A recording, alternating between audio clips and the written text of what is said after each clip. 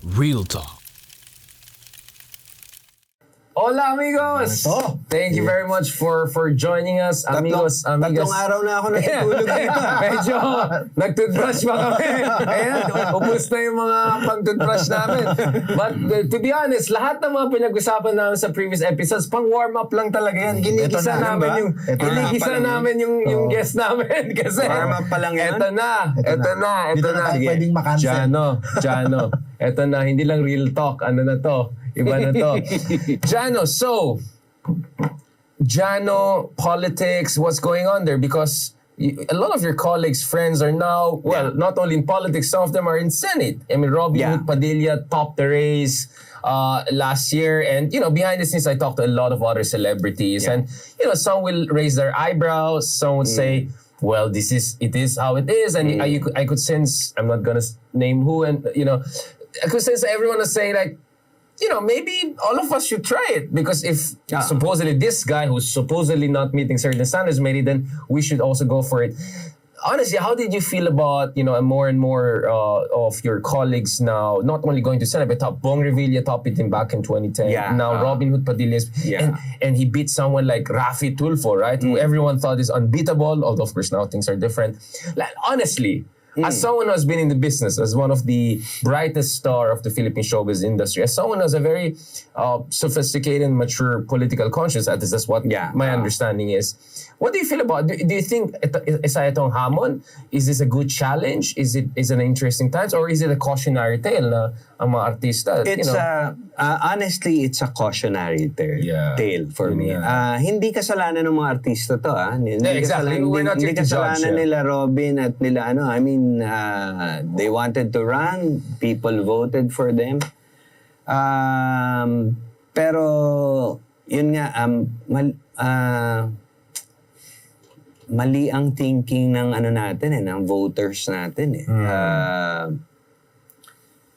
In what sense? Parang popularity contest masyado. Masyadong popularity contest. Wala nang laban yung mga... I mean, let's face it. Sila Robin have good intentions. Yes. Yung mga artista. Relatable, compassionate. Mabait naman sila.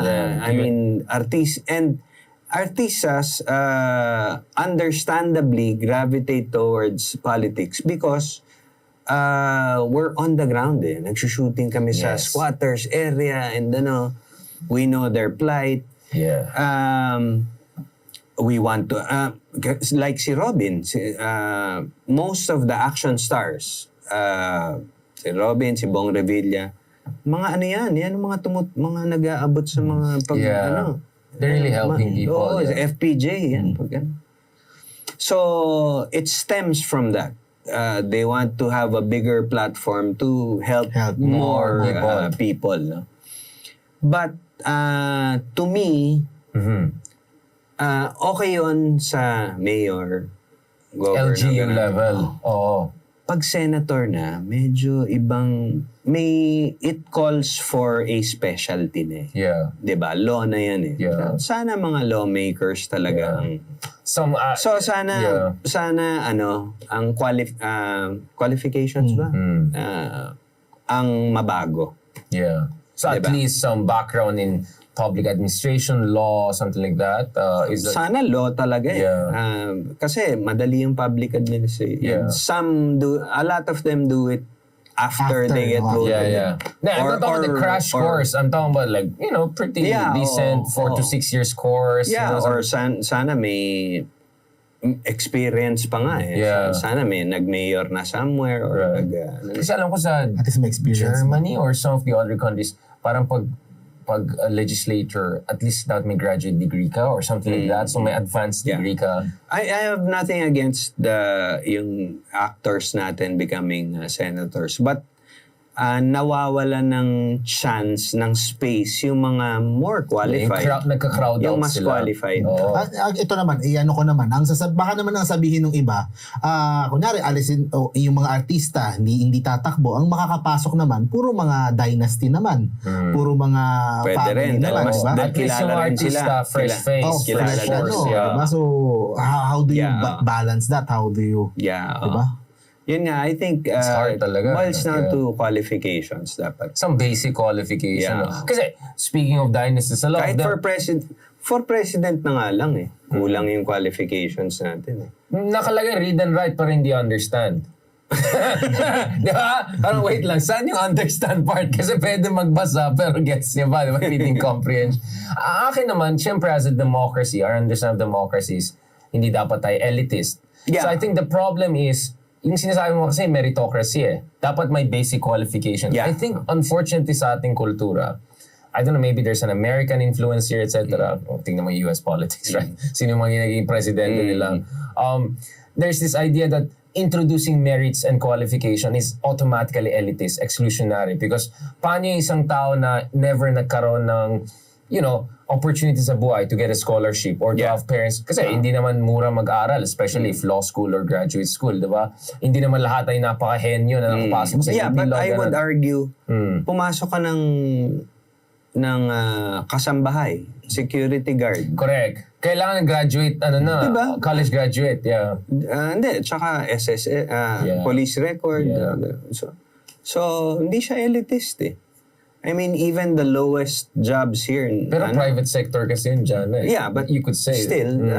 Even if, kunyari, you didn't go to college right away, pag nagtatrabaho ka na, may chance ka nang bumalik or may chance ka nang mag-aaral, di ba? Kasi you're earning money na.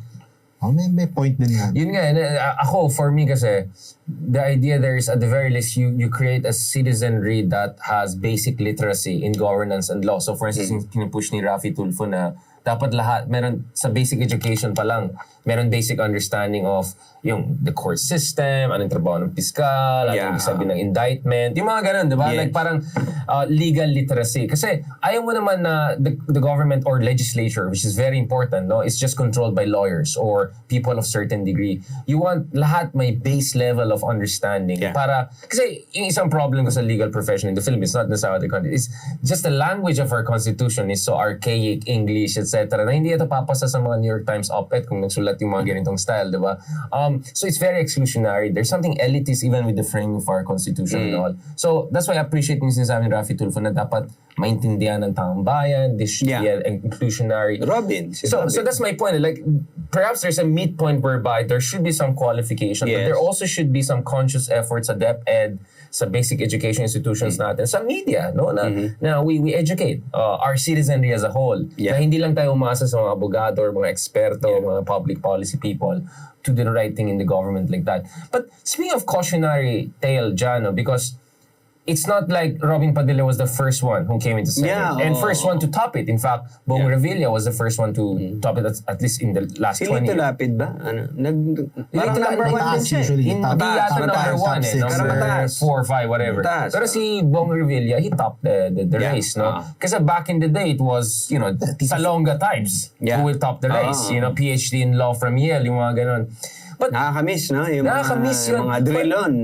But Janno, maybe it's also because, again, I don't disagree with you. I'm just trying to see the other side of this argument because baka nagkakulang din yung mga edukado. I'm not talking about Salonga per se. Parang siguro there was just something lacking that hindi na-appreciate ng tao. Why you need, let's say, someone like Chel Jokno in the Senate. I think hindi na-appreciate ng tao. In fact, what is the job of senator? I remember I had a conversation with the number of senators and Senator candidates. I think even pangalan niya, Laila De Lima, nakausap ko before.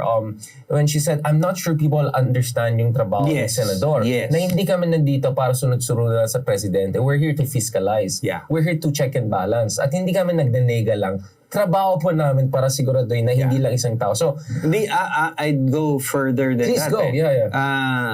Yun ang feeling mo, understanding ng tao sa parang ganon oo. Ako nga hindi ang feeling ko, ang understanding nila, lalagay ko tong kasi makakalapit ako dito, matutulungan niya ako. Hindi po yun ang trabaho nila. Kung ano makukuha patronage, nila. Medyo.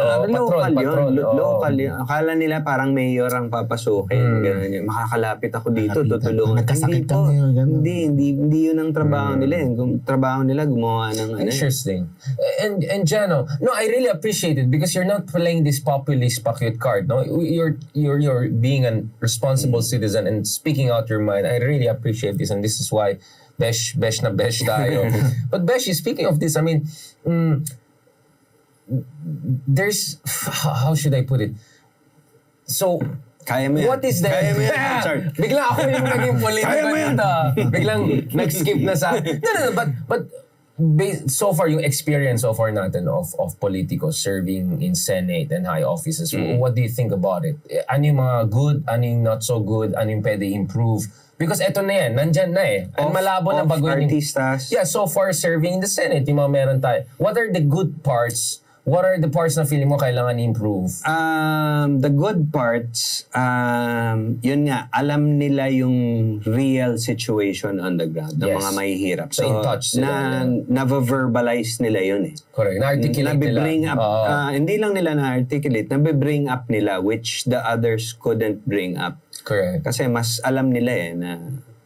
So, yun, nabibring up nila. Hindi ko alam kung nagagawa nila ng paraan, but at least they open the discussion to it. No? Mas may pulso sila. Mas may pulso sila sa Pero yung doing something about it, yun ang medyo mahirap na parte. Oo. Kasi yung to legislate. Technicality na yun eh. But what about the argument na, but magaling naman yung mga abogado na sa office nila? Yeah, oo. At siya may puso, sa kanila galing yung think tank. Yeah. Parang ganun yung thinking. Nothing wrong with that. Okay lang naman yun. As long as you get the job done. Kasi I heard great things about staff ni Robin Padilla, about staff ni Pacquiao when he was in the Senate. I heard a lot of those things. This is not to say they're not good themselves. I'm just saying they usually have very good teams around them. Hindi ko na alam dun sa isang spokesman ni Digong na. but you have had interaction with Robin Hood Padilla, right? You're good friends. I mean, what's your sense with Robin Hood Padilla? Do you think na overwhelmed siya dun sa... Kasi mukhang he was surprised, no?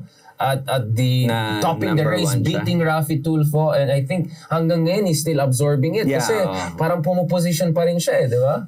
I think baka you're forgetting that he ran in the past. In the past, and he lost sa as governor, mayor, or something. And sila Richard Gutierrez din before, ang daming beses tumakbo, no? Richard Gomez. Sorry. Ito na naman ako. Hindi pa tumatakbo Tito Boy Soto. Hindi pa tumatakbo si Richard Ay, may Gutierrez. pinatakbo naman ako bago. Richard, nakita ko yung mukha niya. Oh my God, ito na naman, mag-bloopers. I'm not really a kind of a showbiz name guy, but you get what I'm saying. So, he ran before. I wasn't lucky enough. Parang ang nagbago is nung nagdigong siya. Digong, or more Sara eh. Mas na-like more siya. No, pero before pa. Kasi pinaalis yung kaso niya and all, di ba? Yung gun possession and all of that. Pero iwas nakakasama na siya pag-iikot, di ba? Kasi Mindanao connection also. Kasi Muslim siya. Yeah, makes sense. Kung pag umiikot kasama. So, but he's always been, a politician. Yung maano siya talaga eh. He cares, dami siyang issues na gustong And he's also a good for the Muslim community. Yeah. Muslim brothers. He's the first Muslim senator in La Ano siya, di ba? He's in hot water for nung national anthem. Yung nakaganon yata. Because of the Islamic single God. Yeah. Tawhid. What do you think about that? Sa akin, maybe he's trying to explain things and, nothing.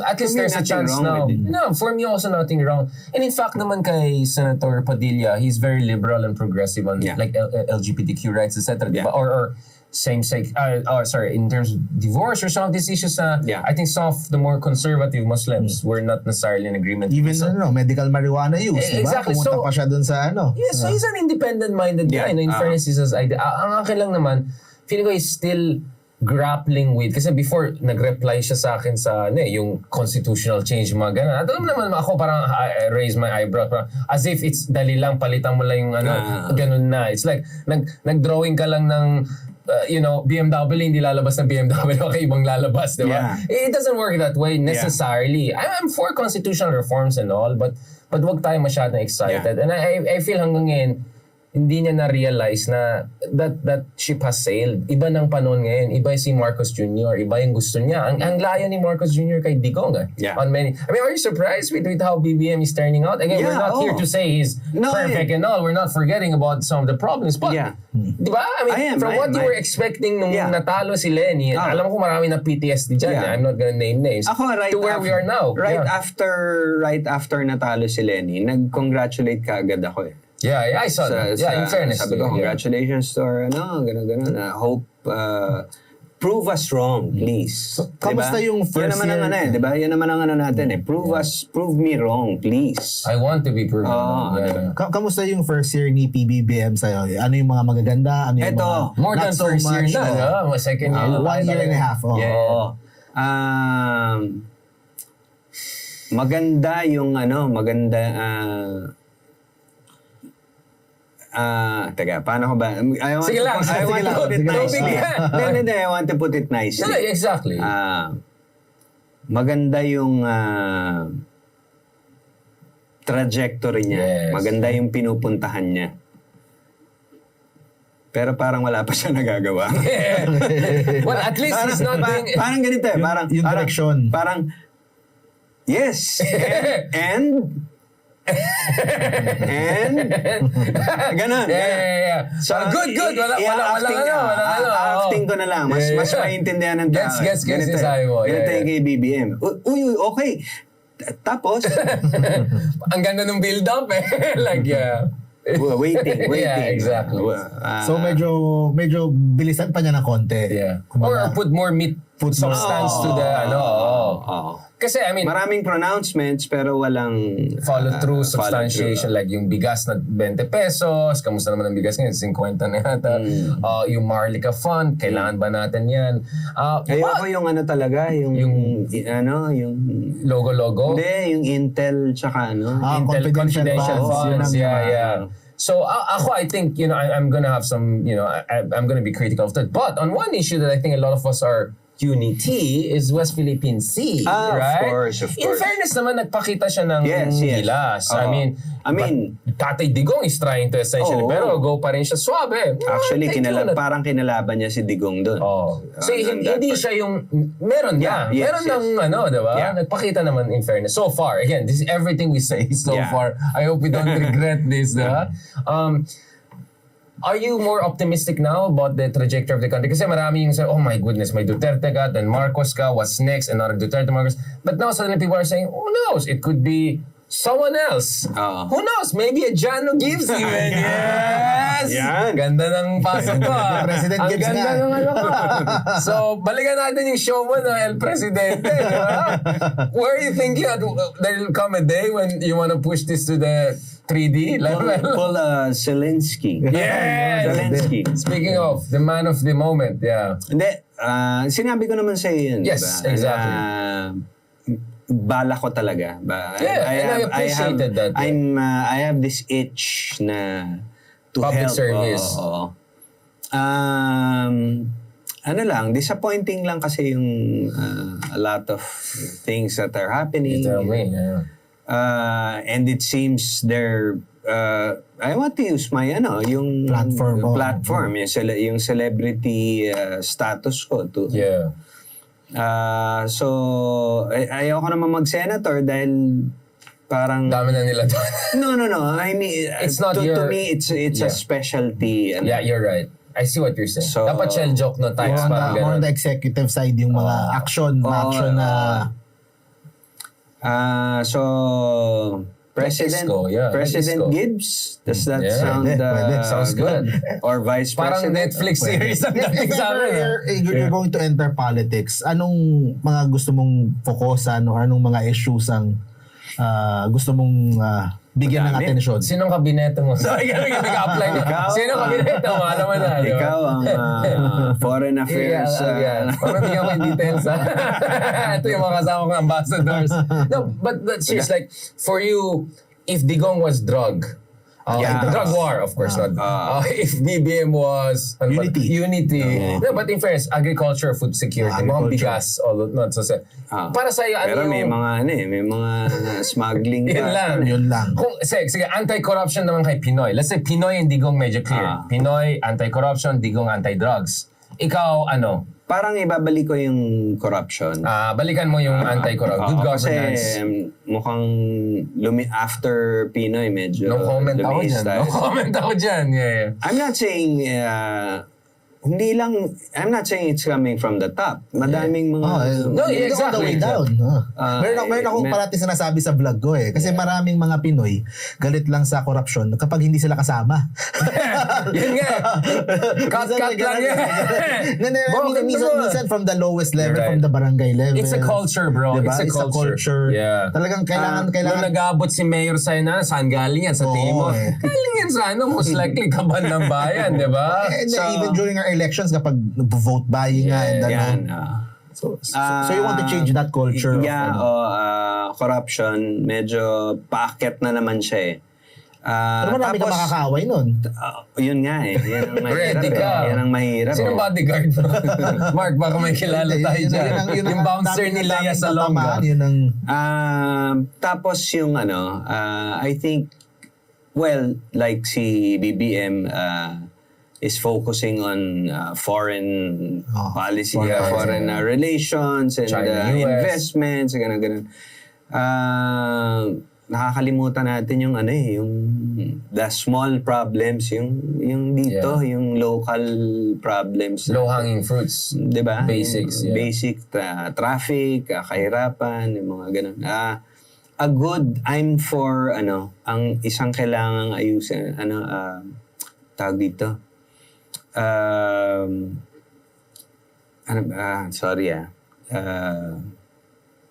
prioritize? Hindi, city planning. Urban planning. Socialized housing, etc. Things like that. Which Isko was very, and Vico and Isko have been very strong on. Hindi kasi ang hirap kasi pag like sa Manila, ang sisikip na ng mga kalsada, at least yung mga the next cities that will develop, maayos na, or new capital, Maharlika, bagong capital. Like Nusantara sa Indonesia, right? They're making a new capital. Baka Maharlika na lang pangalan natin, di ba? Hindi, parang di ba, yung plano nga nila, yung government center, like sa Clark or Tarlac, di ba? Yung Putrajaya sa Kuala Lumpur. Dito yung di ba? Like, kami sa may New Manila kami. Residential area yung pero lagi tayong reklamo sa traffic, di ba? How can we solve traffic?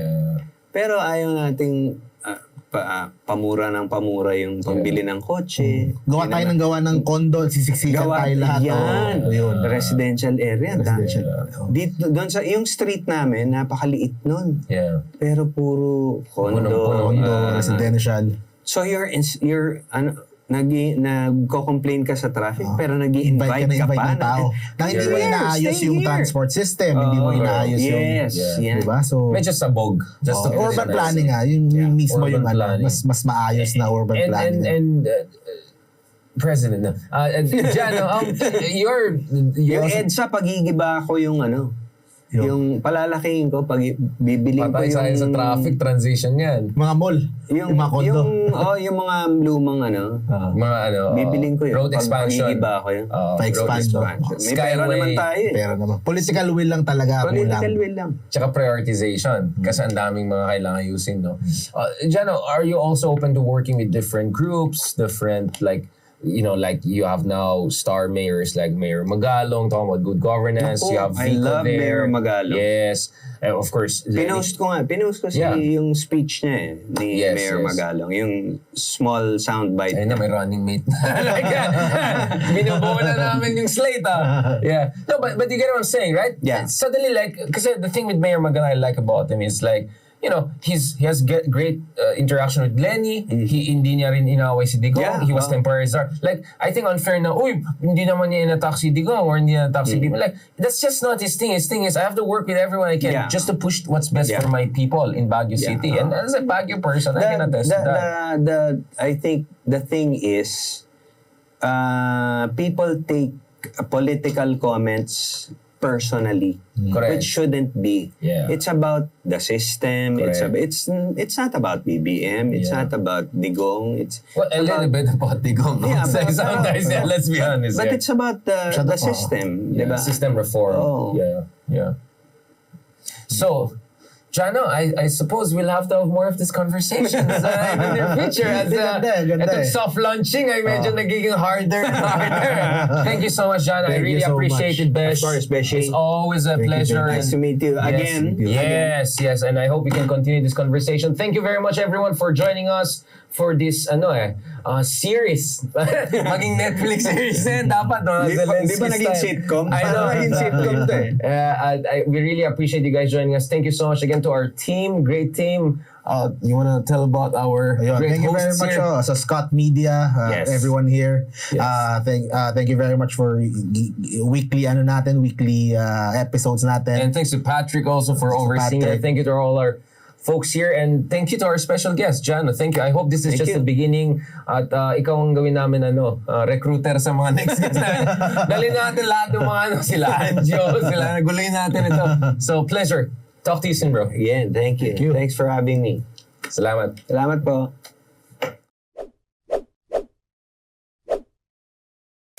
Real Talk